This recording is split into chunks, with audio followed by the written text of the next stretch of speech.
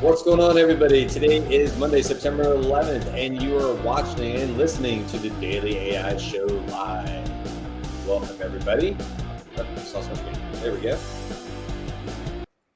How's everybody doing today? Good.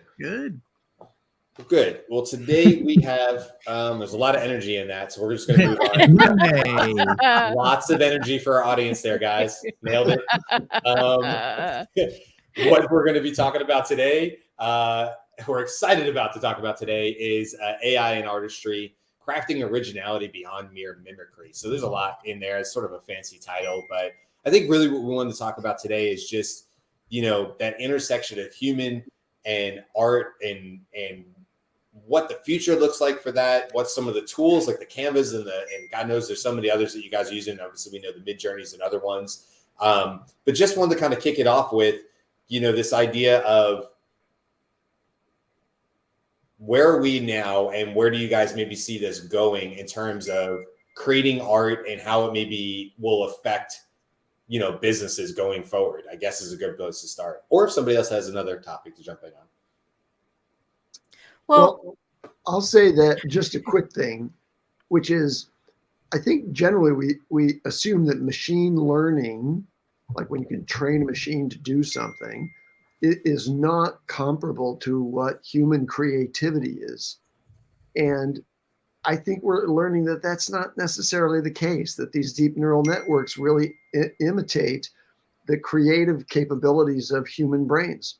So I think that the speed and the sort of latitude that large language models and now generative imagery systems like DALL-E, Originality that we played with and so on, those are showing us that there's like no limit to the creativity that's possible there. And then it's just a matter of humans selecting what they find appealing or not, which is true about art generally. Go ahead, Beth, what were you going to say? So, hey, Aaron. So Robert said something that has been sitting in my brain a couple sessions ago. Oh, okay. You said, I'm not dinging, by the way. okay. Will the dinger please stand up? And I'm paraphrasing, but Robert, you basically said something like, well, somebody's going to go in and say, make this in the style of this artist. And that was going to be the end goal.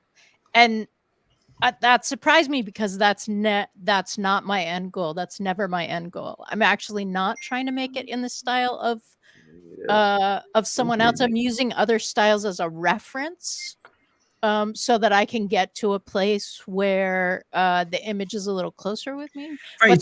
But the beauty of that type of pathway, Beth, is that it cuts all the guesswork out. Like this style, I know I like this style. Go ahead and make it in his style or her style.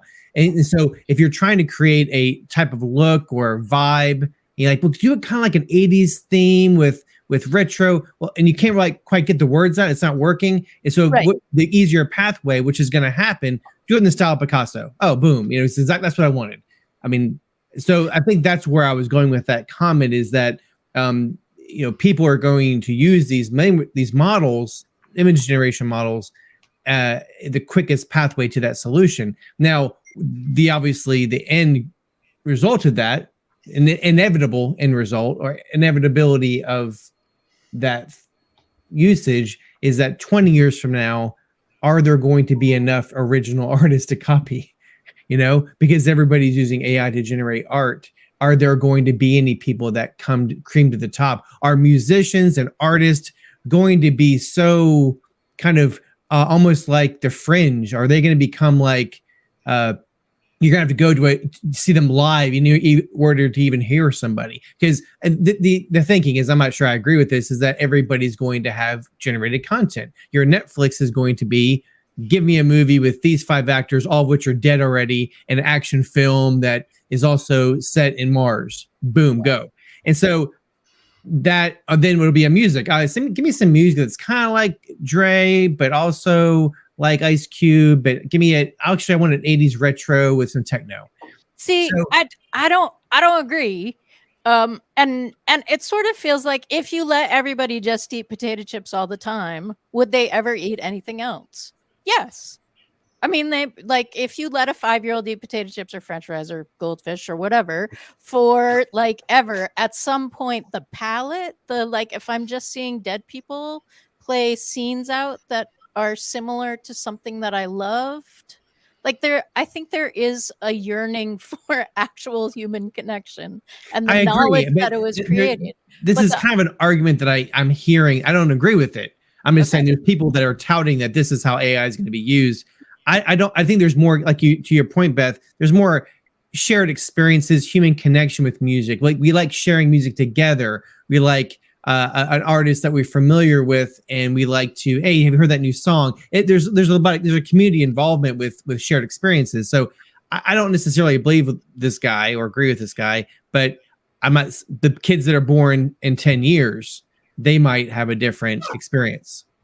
So has anyone but heard in of answer to that question, yes, there are still unique artists. My art does not, my digitally generated art using Midjourney doesn't look like anybody else's and does have shortcut influences. But then I've taken it and changed a bunch of things, which is kind of how artists do physically in the world make their art also. Carl. so, but wouldn't you think there would be the rise of the new artist, Mhm. the AI artist, one could call it, where music, design, art are all like, there are people now that can leverage the tool and it becomes this new thing.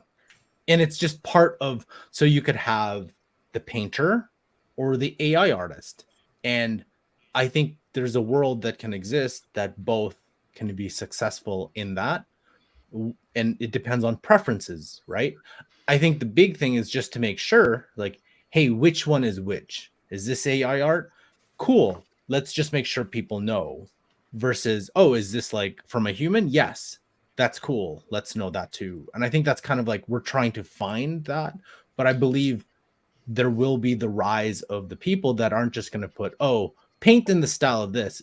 It's like there'll be people who are prompt in the style of this person who has created these amazing prompted artwork, and we'll celebrate their artwork with everybody else. I think it's going to give a rise to more of your artists in both music and maybe spoken word, or let's call him, like, I follow a guy on TikTok called Harry Mack who does off the top of his head rapping in the streets after being given 3 or 4 different words. It blows my mind every single time he does it, and he does it live. That's how his Sorry. that's okay. That happens to me too. I go to pre-share it, and then it brings it right up onto the thing. But what I was going to say is, there we go. Thank you. I'll bring it up in a second. What I was going to say is like Harry Mack, for instance, he's doing live in the street. Or if we have a painter who, takes inspiration from the city or does something for people or whatever, and does something in the street. Or if we have a music, like you'll see Ed Sheeran a lot of times, he has his songs, but a lot of times he's using layers, and he just stands on stage with a guitar and does layer after layer after layer after layer until he's playing a full song. AI isn't creating that. He's creating that in the moment, and tomorrow's may feel a little bit different than today's, depending on how he did this beat or that beat. And I think there's going to be a huge emphasis placed on the value of that, because people are going to know, oh, that's being created in the moment. Yeah, but that can be programmed by AI. Give me 5 unique changes I didn't do last night. Do it today. AI, it can be programmed to do that. But right, I think they're right. not unique. You can program. Yeah. We know you can program a computer with drip nozzles to create actual paintings on canvas that are 100% AI created, but use real world physical materials to create that. That we know that can exist. Yeah. Right. And maybe people will love that too. And they'll say, look, the beauty of that is in the person who coded it, to say, to your point, Beth, it's more about the prompting of, it's the beauty in knowing that Beth used her knowledge and your artistic, expertise to tell the tool how you wanted to shape and mold what you wanted to. And is that any less valuable to me? Well, No, it isn't. It isn't. And that's why I It's the believe beauty of art the is beholder, art. right? Yeah. So art is the eye of the beholder. Art is art. I don't care how it's generated. If I look at this piece, I'm like, wow. If I have a visceral impact, if it's emotional connection, I don't care if an AI did it. And I'm a photographer, and I'm very much into creating art. Have been for 30 years, but I still can, and I follow all the competitions. National Geographic, the art photography competition. Recently, the winner was an AI generated piece of art. I was like, it's beautiful. I don't care, But I did really love the old photographers of National Geographic for the last, several decades. They were amazing artists, and they had to get into really weird situations to capture really unique pieces of art. And then Photoshop came out, and then it made it even more fun. So, that's my thoughts. Yeah, I think with any new medium, and this is kind of that kind of event, that it's a new medium, and anytime you introduce that, that's going to be disruptive, right? And so. And artists in particular are very good about integrating new medium and trying out new things and using all of the available tools for them to create new art. Tell And that that's to Hollywood writers right now. What's that? Tell that to the Hollywood writers on strike right now. That's the thing is what the writers, I think, are truly really trying to do in that case is put in protections to fight against greedflation. Right? Because fight against what? So the strikes now, one of the big things about AI as being a component is the writers have some forethought. They have some future sight on this, and the actors too. They know that what drives the producers or the production companies like Netflix and Disney and things like that is money, right? And they're going to do whatever they're going to do to try and spend the least amount of money and make the most amount of money. So the strikes are really about protecting the writers and the actors, the people who are doing the work, against those perceived, future pitfalls, whether all the scripts will be written by AI or all of the actors will be replaced by AI versions of them. And that's what they're really trying to protect against. And that, I believe, is the, regarding to AI, is the main thing that they're striking about. But what I'm saying is those artists or artists in general have always taken any new medium or new technology and incorporated and created new things out of it. Right. Usually, while you might be right, Robert, when talking about, hey, Netflix, make me XYZ movie, and that'll be certainly an aspect of it. Beth is completely correct in saying that people will want new things. People always want to try new flavors, right? Yep. They'll get bored of XYZ and want ABC. Or Robert, I think there's definitely room for all of those things, but it will definitely be, and we've already seen the beginnings of this, a very disruptive time. And so I think what we just have to make sure is we understand what this technology is. I've been hearing lots of anthropomizing of AI. AI created this. AI did this. It's like, but you must realize, AI does not have a will of its own. AI isn't creating. Right. Look what my oven did. Instructions to AI. It's a really advanced typewriter. It's a really advanced technology. It's the new Photoshop. It's the new Word document. It just can make things a lot easier. The barrier is lower. It is an advanced tool that can do 100 steps for you as opposed to 10 steps. And if you have the skill and the experience to say, these are the 100 steps I want you to take, you will get something out, and you are the one who instructed it to do so, right? Carl, what do you have to say? Influence and the will behind it. Thanks, Jimmy. Just going off Jimmy's point, I think and Beth's point too, unless I know how to make a movie correctly, if I prompt something, I want these actors in an action movie in Mars, I don't, and maybe it'll get there where that prompt alone will get me a pretty good movie, but there's so much more. like nuances in the storytelling aspect, right? It's all trainable though. It's all just like the pizza commercial that they did. Coca-Cola did an AI generated commercial. I mean, it's terrible, but it's halfway there. I mean, halfway there. But you're a long way. You're assuming that the recipient is passive. If it's all trainable, the AI does everything. You put like your quarter in, you ask for the thing, and then it spits out to you and you passively receive it. I don't think that's how it happens. I think it's an interchange, an active interchange. Just now, be that as it may, it's still going to be something that is generated. Granted, there's a storytelling group that I follow. It's called Muse, and they teach, I guess, videographers, filmmakers, even photographers how to tell story with your footage.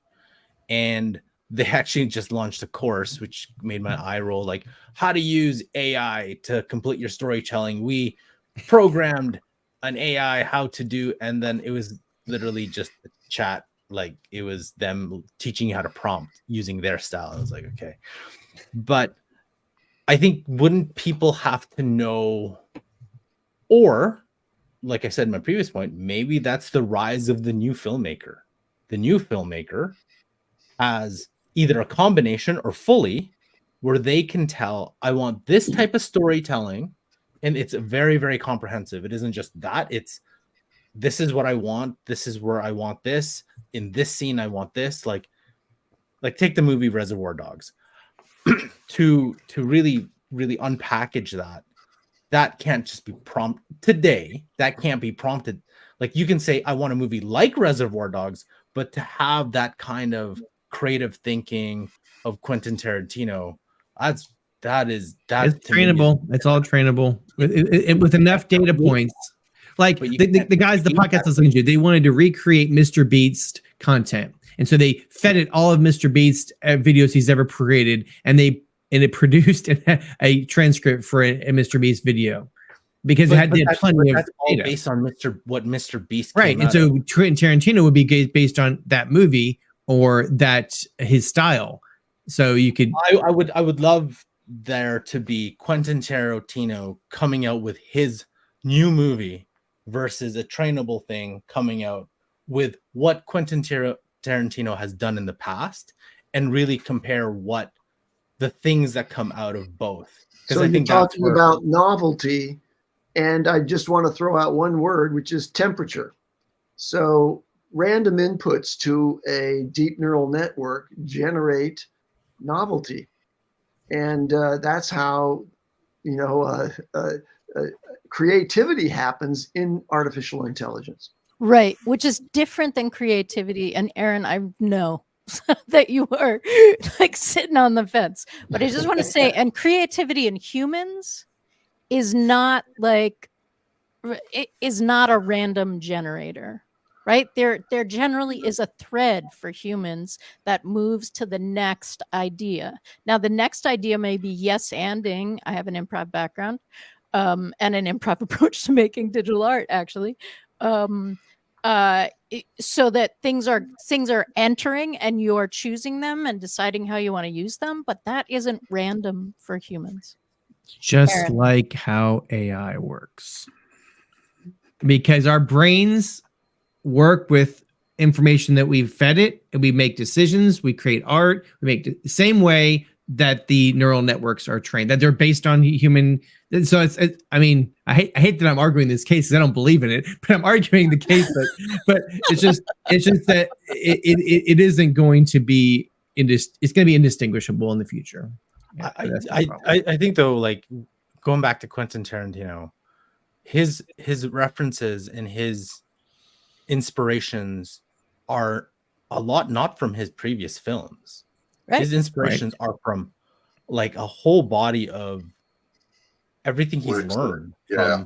Right. Yeah. So no, you almost said it right. A whole body of other videos and other movies and other music that he's not absorbed. That, but I mean, his own life experience could be taken into that, or something he's seen. Be like, I can translate that. How many movies have we, or producers and directors have created things based on life experience, not on previous movies too? So like I said, though, in my chat, it would be, I would be watching, I'd be in the theater the entire weekend of a Quentin Tarantino competition of his movie versus an AI. I'd be like, this is the greatest film festival ever, right? Like, I would just sit there and watch. I don't care who wins. Yeah. The This is Daily AI greatest, Show like, Film Festival is happening. amazing. Yeah. Stay tuned. Go ahead, Aaron. So guys, I guess I know I said something like this last week, that I already believe that we predominantly as humans, we are the product of what's being fed into us over life. So it's not just the life experiences that we have, but it's the books that we read, the movies that we watch, the jobs that we do. They form how we create something. So, you know, whether you're a marketer or a businessman or a musician or whatever, you have a style based on what you've learned, amongst other things.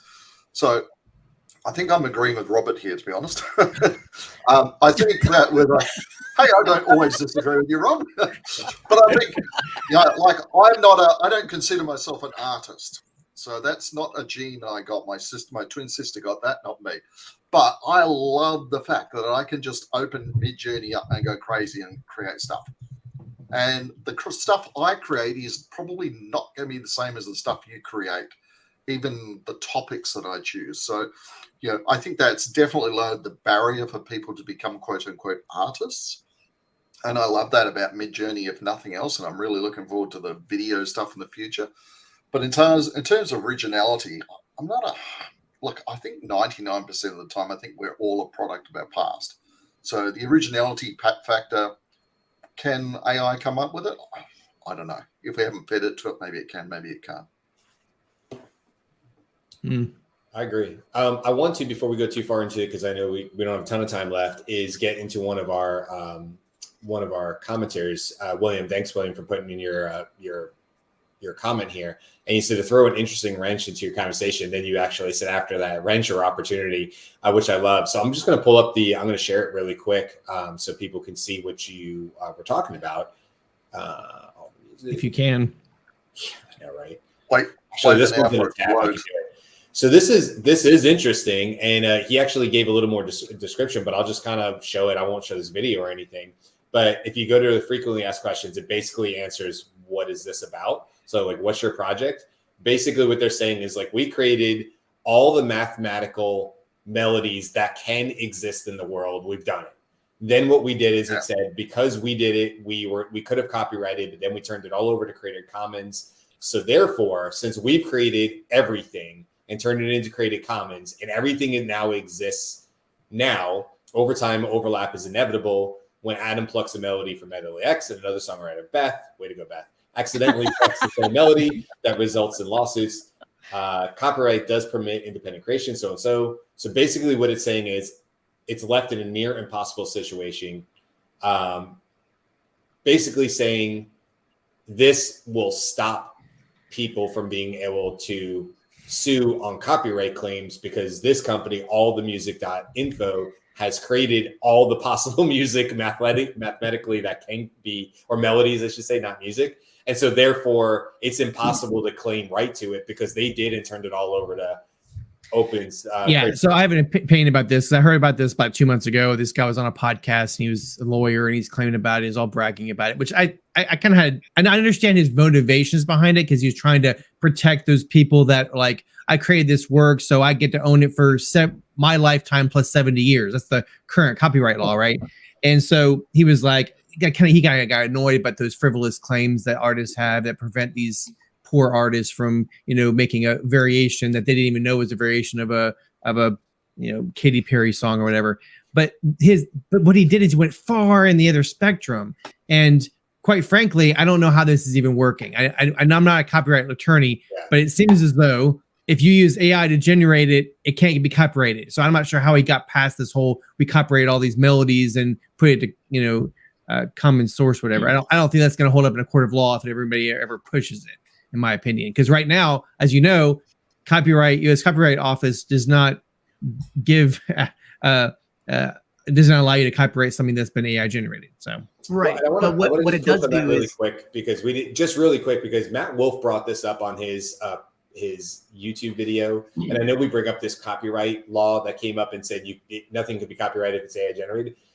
I didn't independently verify this. What Matt Wolf said though is if you look at that was specifically talking about art that had zero human intervention in it, and so I know it hit the news and hit all the stuff, but his point was, hold on a second, that's not the same thing as what Beth is creating. That's not saying that what Beth is creating cannot be copyrighted. It's saying that in this particular case, it was wholly generated with no human intervention, art or whatever it was, and that cannot be copyrighted. At least that's what Matt Wolf said. I might be wrong on that, but that's what I heard from him, and I thought, oh, that's interesting because that's William, not what the papers picked up. I love your take because he's William's like commenting, but I love his take on what that would mean and how from a legal sense that would, how would one side argue it versus the other side? Well, also to address your point, Robert. Yes, if it's AI generated, right, and it's not enough human expression and all those kinds of things, it isn't copyrightable. That means it goes into public domain. And therefore, if every possible melody is in public domain, then anyone could draw the melody from public domain. And it isn't a matter of copyright at that point because it's public domain information.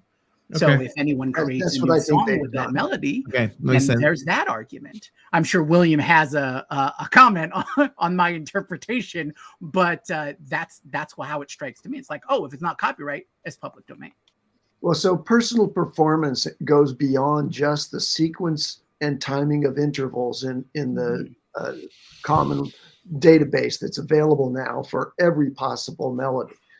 That the voicing that an artist does in their live performance can be different from performance to performance, and their ability to do that and stay within the sort of predictive mathematical boundaries of what makes for good music, that's an art. That's a talent to do that in the moment. And I believe, Robert, that yes, an AI can learn to do that as well and create variations on the fly. But I don't think it's going to any longer be as possible as it was prior to what William's shown us to copyright a certain sequence of notes and fight about it in court. That's kind of history. Now it's all about performance. Well, the thing is, he's actually done the same thing. His new project is patents. He's going to do the same methodology about music. He's going to go after patents now. Okay, so my understanding as a musician is that you can't copyright a pattern of notes because it's that what you copyright are the lyrics and the rhythm and the groove and all of that. And the other thing that I'm looking at, this, I'm like, so is this is a lot like right? What's your face? Under pressure. And you've taken mathematically all of the notes. I get that there's a finite set, but in the West, there's a different finite set than in Middle East. Like, does this involve quarter tones? Does this involve there's a lot of variation here. Are we to TLDR? Come on, June, take us home. TLDR. All right. Oh yeah, we're already there. Okay. Everyone, give us your one thing on art and AI. What do we see in the future? Go. In the future, my crystal ball is broken on that one. I think we're going to continue to see more exploration into everybody was kind of given Facebook crap when they turned their name to Meta and they pushed really hard. Everybody said, oh, that failed.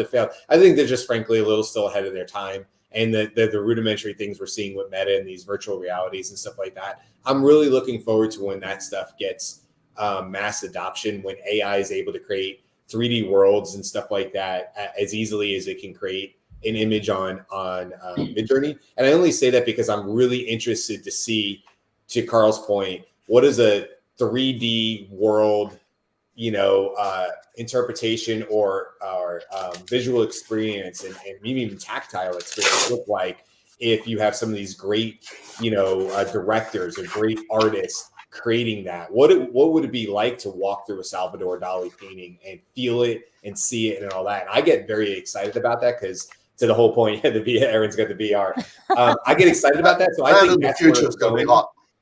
We're very used to, I hear the music here. I see what I see in front of me. I can touch this mold or whatever. But I really do think there's going to be a lot of experiences that go well beyond that and break that wall. And I get excited about that because I get excited about the artists that are out there. And to Carl's point, like what they will take that, interpret it, and then do with it will be better than what AI could do on its own. That's my take. Can somebody do a quick TLDR on Brian's TLDR? You say you're long-winded, Brian. Nobody has ever not said I've been long-winded. I think for me, I'm excited about where this is going to go. So for those of you who don't know, that's a VR headset. I think the future of this and AI plugged into it is going to make the gaming community and the movie community and the music community just so much more interesting, exciting, and unique. 2010 called, Aaron. They want that theory back. I think that the whole virtual was like this huge ramp that everything just died, especially since Meta didn't really take off. Yeah. That's my TLDR is the whole term starving artist is going to be redefined as absolutely gutter trash artists. Like they're going to be so poor because AI is going to take over all the creative. I'm just being harsh, but the truth be known, I think that in this space, it's gonna make the artists that are around now such a unique, the true artists, the ones that don't use technology, that are using paintbrushes. They're gonna be pushed to the fringe, and I'm afraid to see what happens to them. So I'll jump in here. My TLDR is that new artists are coming. And we talked a lot about control here. My process is digital improvisational collage. That's what I do in Midjourney. I think the most exciting things happen when you're collaborating with AI as opposed to trying to control it. Not like weapons or stuff, but in this kind of artistic, yeah. I'm going to say creativity, innovation, and invention are all skills that AI can extend and expand upon. Yeah, and just to take it further, just because I went longer, that's what I think. Andy's was super succinct. Any others before we wrap up? Anybody else have any last minute thoughts on this one? I think an interview. We're going to start an interview series where that's not live, and I think William is a great candidate for that because that has come up a bunch. Yes, so I agree. Definitely. And based on William's latest comments, I'm going to deep dive further in for the future of AI art. I'm going to say human plus AI collaborations is what we need to incentivize and concentrate on so that everyone understands this is a tool and we'll get better output and more creative output from people if they just accept it as a tool and not a terrible threat, but definitely protect against that. Love it. That's a great place to end on. Okay, that's it for today. See you later. Have a great rest of your Monday or wherever you are, and we will see you again tomorrow. Till then, bye. Bye.